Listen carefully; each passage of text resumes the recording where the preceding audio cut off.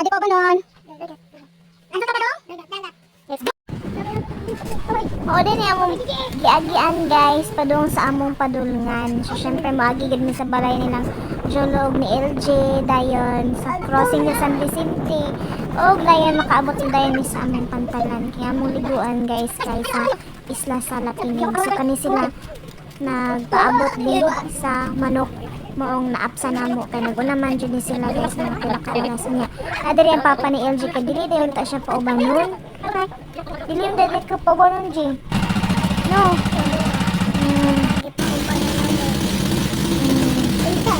Pauban. Oh, moto nga hangyo sila nga pa mauban man ta. Nya amo ang unang plano sa sandbar sa nakinig na kay taog man kaya dito kita. Moto ni Toyok dito sa ka-friend nga beach nya medyo layo-layo sa biyahe kita. Kailara kami no sa dito. Abot na po din sa amo ang kadungan niya kaliguan. Di ba nice ang ating liguan dili? Nice! Okay, nice. Kuno kaayo ganahan ang mga bata kay limpyo no? Tinaw? Pirara?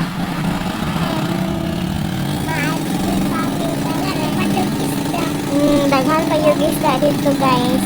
Unya, naapoy na nga dito di ay na mga pamilya kay holiday man karon.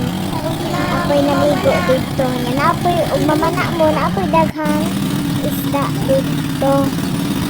So kay dool naman niya mo nang di. Anda mga mo ang mga dito no. Naapo dai dito sa unahan tampong gamay. Kunan ako guys. Kaya ang apo ni Lolo nga pareha niya na dili gid niya mo buwag. Inanaara ka simple mo ang baon guys kay medyo dali man po niya kami camera nga mga kanya. Nabibisita guys taga siya. Video. Din siya ako guys. Nagambak ni ko. Bye guys. Basta yung sa kuya. Uy! LJ ha? LJ ha, Juno? Ang sabot ato, para makabalik. Naligo ya guys, naligo ko.